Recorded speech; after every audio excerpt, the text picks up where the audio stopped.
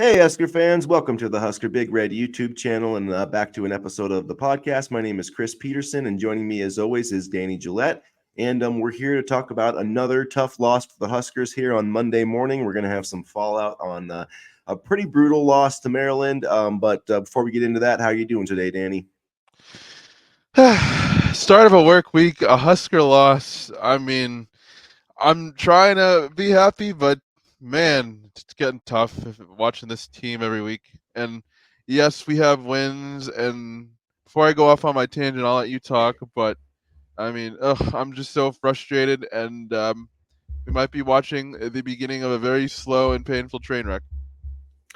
Yeah, that loss was as bad. I mean, that was as brutal a loss as I've seen, as any in the Scott Frost era. It just, it boggles my mind. And I know everybody, is ripping Marcus Satterfield, and I mean, I get it. And I was not, I wasn't able to fully watch the game. I had to like kind of watch it on Gamecast because I was covering a state volleyball tournament for my day job. So it was, I would have you rather been know, at the tournament.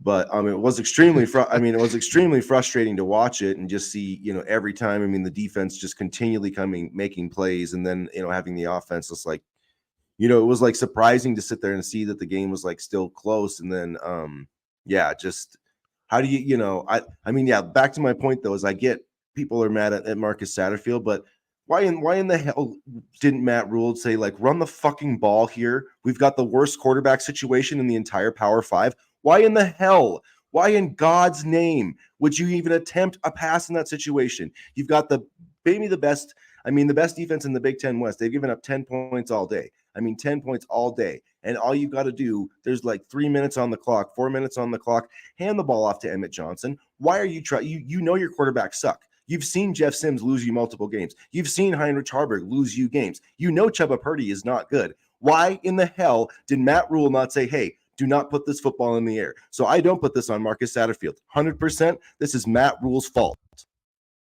See, the previous two times they tried to run the football, they got absolutely stuffed. So I Take a knee get and kick a field goal. so I get the kick a field goal thing, but I also understand the play call. I mean, Malachi Coleman completely stopped running his route, and I don't even think there was talk in the press conference. Matt Rhule said that it was either a designed handoff or a pass play.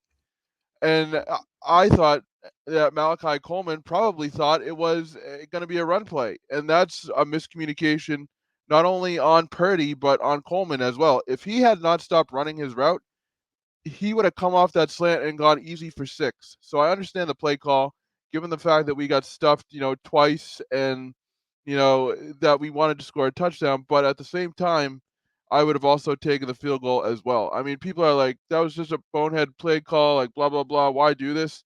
I definitely understood why Marcus Satterfield called that play. And quite frankly, these receivers are so inexperienced and they need to develop and grow.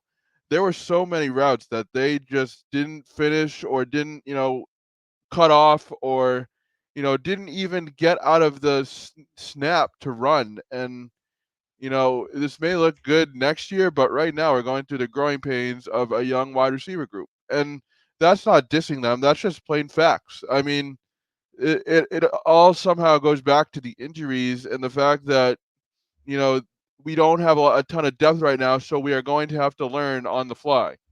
So as much as people want to blame and fire Marcus Satterfield, I mean, he's not the best offensive coordinator, but bringing in yet another offensive coordinator for a program that has had a long history of unsuccessful offensive coordinators, I don't think is the answer right now either, because quite frankly, they're undermanned. Yeah, and it's, the thing, yeah, I just don't think there's a lot of, it's a timing type thing, which again, I just don't, I question running that with a freshman wide receiver in that situation. Your quarterback play has not been good. You've literally turned the football over 11 times in the last 3 games.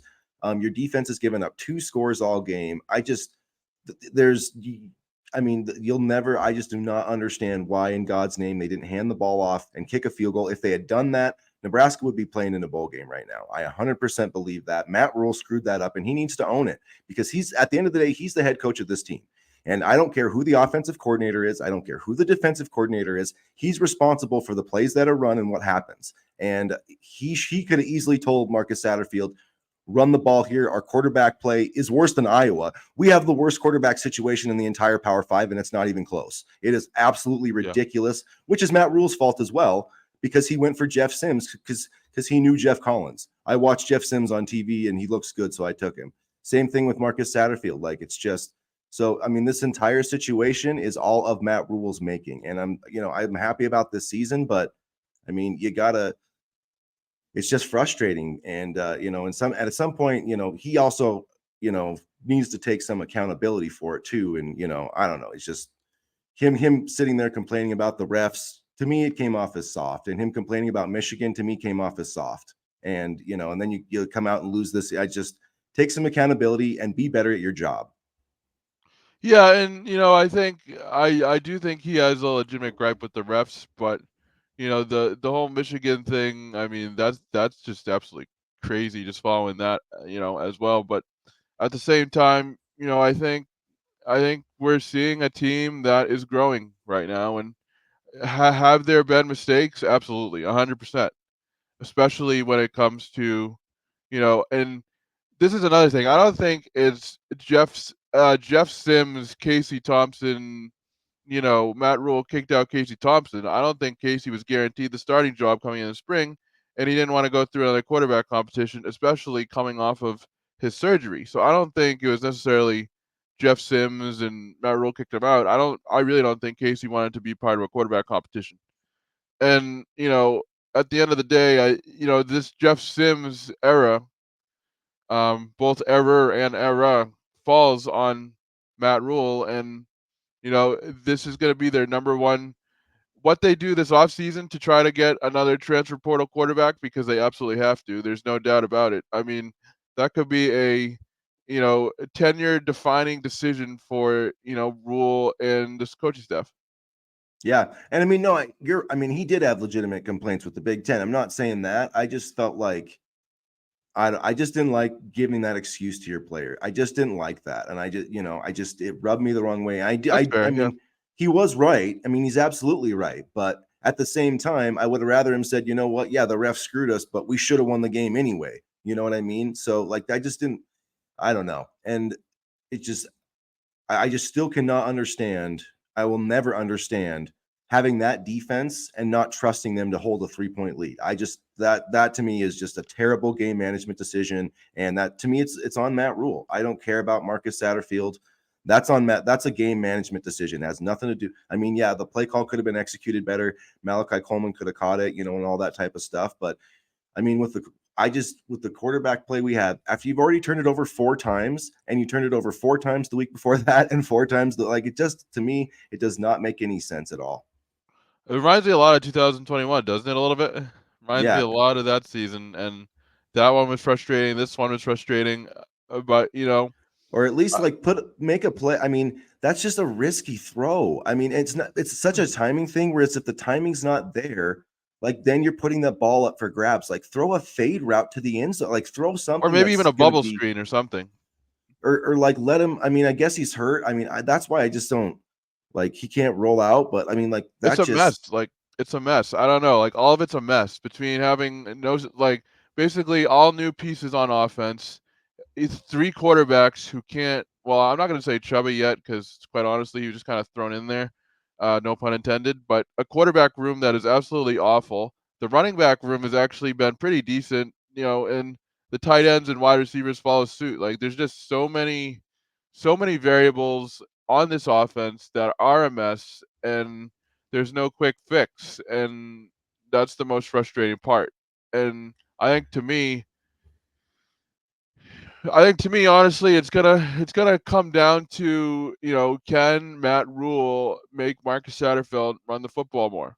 Because even Emmett Johnson had 17 carries for 84 yards, a pretty good yeah. game by Johnson, but yet we still insist on airing it out with that Jeff Sims interception, which I don't know if you watched the game later, Chris. I don't know why you would want to, but in case you do, there was one at the end of the half that was just absolutely. It was similar to the Minnesota interception in the end zone in the opener, and it's just like, see that to me. I don't know if that's a Jeff Sims thing or if that's a misran route type of thing because Chuba had a throw too where he threw it completely over the receiver's head, but it wasn't like in my opinion, it wasn't a completely missed read. It was almost like they threw it to where they thought the receiver was going to be. So it's interesting just to see some of these interceptions. Like, are these receivers not running their routes correctly, or is it a matter of quarterbacks overthrowing the wideouts that badly? And quite honestly, with this team, it could be both.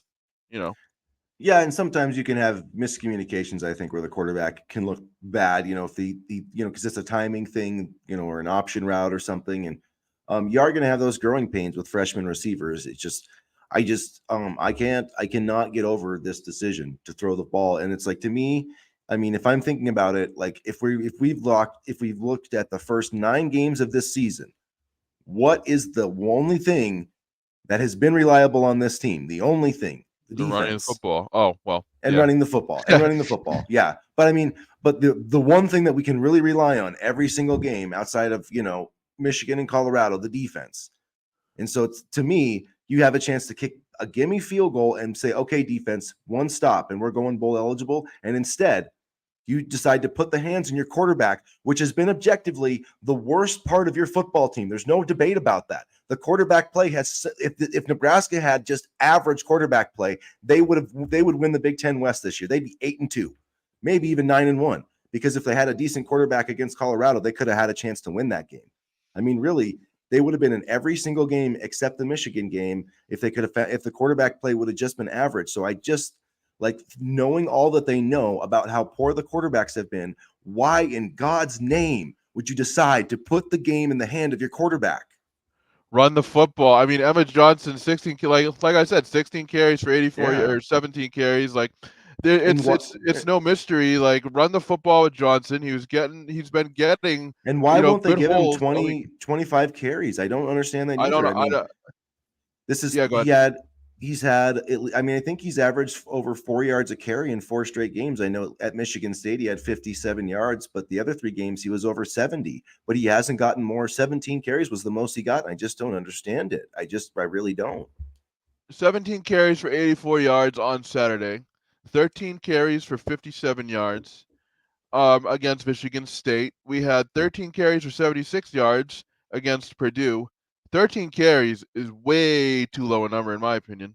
12 Yeah. carries for 73 yards against Northwestern and 7 carries for 29. And I know he was kind of being worked into the running back rotation against Illinois, so I'm not going to necessarily be too upset about that one. But he's averaging, the last 5 games, yards per carry, 4.9, 4.4, 5.8, 6.1, 4.1. That is pretty damn good. And I know some people were like, 17 carries for 84 yards is not a lot. I'll take 4 yards a carry every single time. Yeah, And hell even more yeah. than that sometimes. Yeah. Yeah. So it's like, there's a formula here. Run the football with your running backs. Don't run the football, all the time with your quarterbacks, because quite honestly, at this point, teams are catching on to that's the only thing that really is, a weapon for Harburg right now. So they know it's coming. Everybody knows it's coming. Run the football with your running backs. I mean, it's really not that hard to do. And, they preached on being a physical running the football team. And I guess, yes, they are running the football, but the running the football with the quarterbacks, I mean, you know, they do that way too much when they should be giving the ball to the likes of Johnson and Grant. And by the way, I don't think Johnson finished Saturday's game, so I'm wondering if there's an injury there. Oh man, that'd be great. Lord. And I mean, yeah, and all the injuries have hurt too. And like, I mean, I'm not saying I'm down on Matt Rhule. I still Yeah. like Matt Rhule as a head coach. No, I do I too. just think he messed up in that situation. And I just, and honestly would like him to say that. To be honest, it would make me feel better. And I feel like that, Satterfield, I think it was a dumb play call, but at the end of the day, you need to say, hey man, run the goddamn ball here. We'll kick a field goal. I don't give a shit. I know my defense will get, because I just think if you take the lead there, I just believe the defense gets a stop. But when that happens, I mean, I just think they were so freaking deflated. And Maryland, I mean, because the turnover is a huge play momentum, and Maryland's sitting there thinking like we're done, basically. Like we're gonna have to try to maybe go get a field goal to try to get, and then it totally changes things. And I just feel like if they had kicked the field goal, they would have found a way to win that game. Worst case, I don't see Maryland going and getting a touchdown. Like worst case scenario, I think you're going to overtime. And like I get it. If you score a touchdown there, you're probably you're probably feeling pretty good about winning the game. But just it just call. I just didn't like the call. I didn't like the call there. The defense was on the field so much that had they gotten, the chance to, stop the Maryland offense with a field goal, I don't know if they would have. But at the same time, you got to put the game in the hands of your defense. It's just this defense is on the field. 4 turnovers on the day. 3 different starting quarterbacks. I mean, it's an absolute mess. And shout out to Tony White and the defensive unit for making, big plays all throughout the game. And Tagovailoa, he struggled early on, but he got better as the game progressed, and he started to find some holes. And it's just like I was just watching even college football like after the Nebraska game, and it's just crazy what a good quarterback can do. I mean, it really is. I was watching Michael Penix, and he's absolutely fantastic. I'm not saying we're going to get a Heisman winner anytime soon, but it's just crazy how when you have a good quarterback that you could trust and who can not only run and roll out in the pocket, but make accurate throws, like that just opens up your offense so much more. And it's just frustrating. Like it's just frustrating to watch good football all the time and not have it be us. Like it really is. And I mean, this game on Saturday is going to be, Wisconsin's not playing good football either. And it's not like their quarterback's been great either. I mean, they just lost to Northwestern 24-10 Northwestern, at home. honestly, I think is been a pleasant surprise, and shout out to them. And if Northwestern makes a bowl before us, that's not going to make me happy either. Although I guess Wisconsin, I didn't realize that Tanner Mordecai's back, so I don't know how they lost to Northwestern. Yeah. Yeah, but I mean, we're a 5-point underdog, and I mean, it's just I don't know how we're gonna win that game. That's it, bro.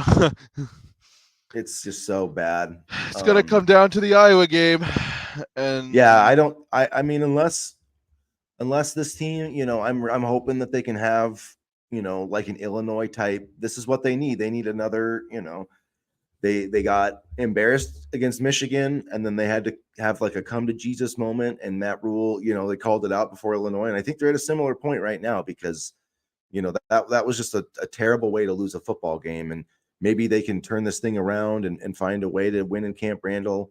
But I really don't want it to come down to that Iowa game. I really don't want that to be, because if this team doesn't make a bowl, you know how soul crushing that's going to be. I mean, and this season will be a failure. There's no ifs, ands, or buts about it. Matt Rhule's first season will be a failure. If you lose 4 straight games to not make a bowl game, that's a failure. I don't care. And then basically next year, if you don't make a bowl game next year, then he's on the hot seat, no matter what happens. And you've got a tough-ass schedule next season. So you're right, Danny. If they don't find a transfer portal quarterback, Matt Rhule's career here is probably not going to last long. They don't need to just find one. They need to hit on it immediately. They need to hit on it immediately. I don't care. Offensive line, all that stuff can wait. I mean, they need to find a quarterback, and they need to find one quickly. I mean, you look at just some of the production that some of these other transfer quarterbacks have made, and, it's just we need to hit on it. We need to hit on it, at a high level, and there's no room for error there. I mean, no. Quite honestly. I mean, and I'm not trying to put Matt Rhule on the hot seat or, but that's just the way it's.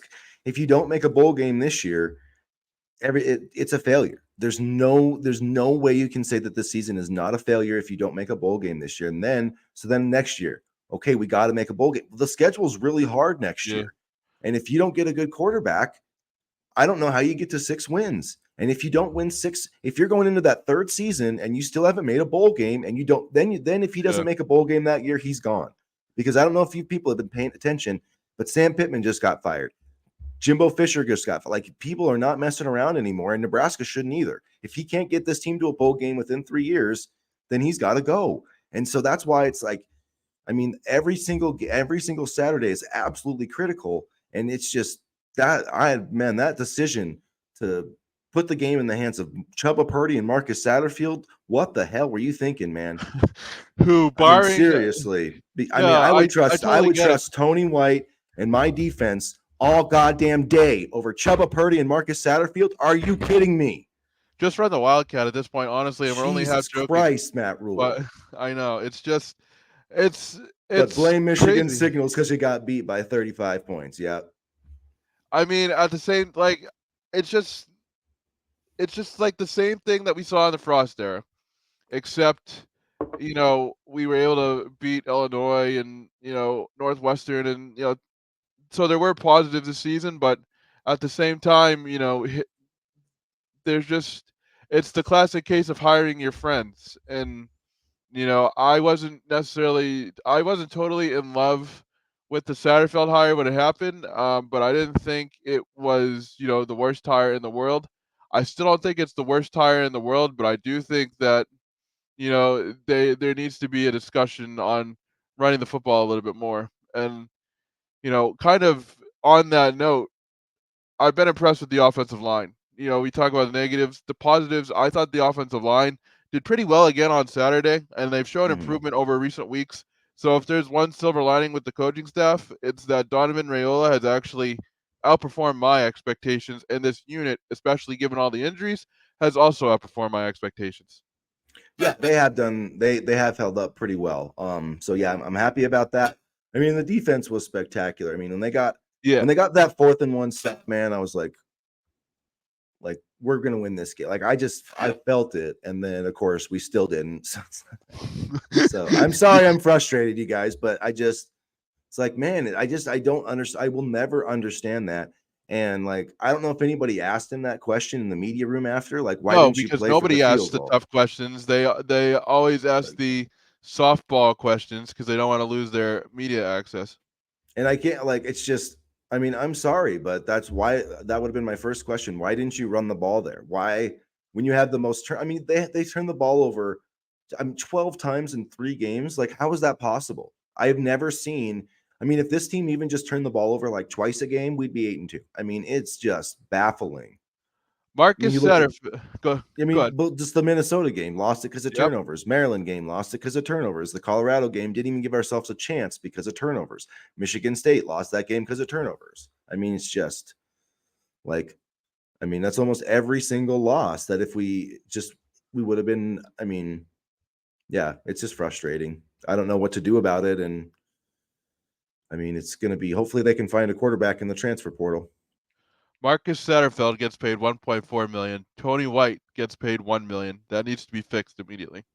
That needs to be fixed immediately before USC hires him because I guarantee you somebody is going to come and offer this guy $2 million to be their defensive coordinator this offseason. And if you don't think it's going to happen, you're clueless. Like Nebraska needs to step up and pay this guy right now. Because if I was him, I mean, would you want to be on a coaching staff that's going to get fired in 2 years, or would you want to No. coach for Lincoln Riley that's actually like going to where you could take that team to the playoff? I mean, Not come only on, that, people. but not only that, but do you want to be part of a team whose offense does nothing to help complement your side of the football? Well, that's what I mean. Absolutely Yeah, not. Oh yeah. Well, because yeah, if you're on a team that's winning, like championships, conference championships and stuff, then yeah, he's going to get hired somewhere else. But if you're sitting here on a team that's 5-7 and 6-6 because you can't recruit a quarterback, then it's not going to help his career that much. So now first off, go ahead. Trev Alberts and these guys, they need to make Tony White one of the highest paid defensive coordinators in the Big Ten today, or you're going to lose him. And that's the one guy on this staff you can't lose. Yeah, and I think you know it's certainly notable to the fact that South Carolina has also had a tough year, and I think some of the statistics that we saw when we hired Mark Satterfield, South Carolina was, you know, they struggled on offense, and they didn't do this because of Mark Satterfield and blah blah blah, and things like that. I think some people were discounting that because South Carolina wasn't that good. I think while South Carolina still is not that good, I don't think it could entirely be discounted that it wasn't some of Satterfield's doing.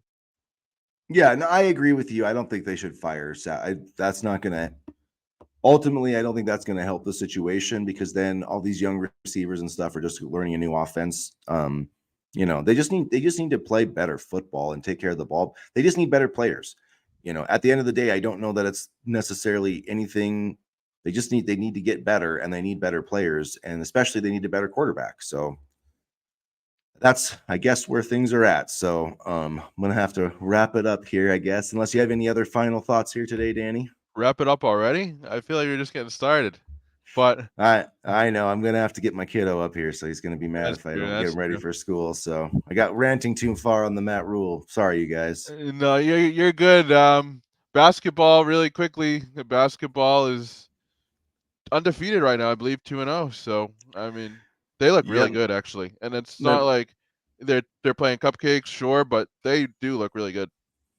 They're playing Ryder tonight. Keisei Tominaga is expected to make his debut. Game's on BTN Plus, so you know, Yeah, of course.